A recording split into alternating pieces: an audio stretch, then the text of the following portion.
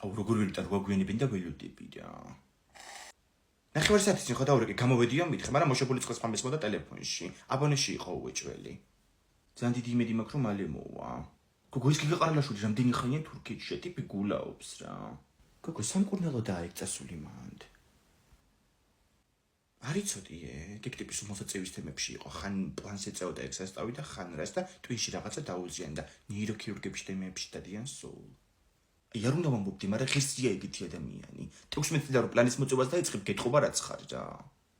მოვედი და ძალიან უნდა მაპატეთ, მაგრამ ისეთი ამბავი მოვიტანე, ყველაფერი დაგავიწყდებად. იმედია გოგა ყარალაშვილის თურქეთის ამბები არ არის. ეგ უკვე ვიცით.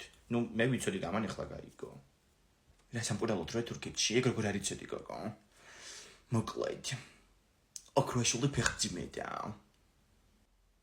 აუ ეხლა შვილები შოკისგან გავქვავდი. ვისგან როგორ სად? გეტყვისა. აუ ეგ გადაცემა არ არის? ძალიან განათლებული ხალხი როდის დაკითხვებს პასუხობენ. ვისგან როგორ სად? ეგ არის რა, სად რუდის? ნუ ხო, წყობა ამერია უბრალოდ ძალიან დიდი ბოტიში. და ეგ ამბავი გავიგე შენ კორპუსთან ანასტასია. შენ მეძობლად ლაპარაკობდი რა ჩამოვიარე. ხათაო, ანასტასია დედა შენ არაფერი არ იცის ნეტა? არ ვიცი, მაგრამ გავარკვევ. აუ ხო რა. მოდი. თუქშია სამზარეულოში არის საჭმელი გავაკეთე და გაიცხელე. არა, არ მშია. რა ხდება აბა ინგა? სახლში, კორპუსში, უბანში რავი.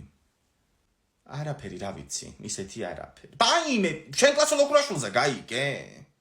რა უნდა გამიგურა მოხდა? გამოხდა და გითხრა ახლა. წეღან ვიყავი მაღაზიაში ჩასული მეზობლები ლაპარაკობდნენ სადაბაზოსთან და გავიგე. თურმე მაგ შენ ოქროაშვილს მეორე სართულზე რომ მოტეხილი კიბის საფეხურია. დაცდენია საწყალს, ფეხი დაგორებული ამ კიბეებზე და შეასხნა თურმე ამ ჩეხვაძეების კარებს. ხო, ფეხის მძიმე მოტეხილობა აქვს. რა სამბობ? მოიცა რა თქვი რა აქვს? ფეხის მძიმე მოტეხილობაო. ფეხის მძიმე.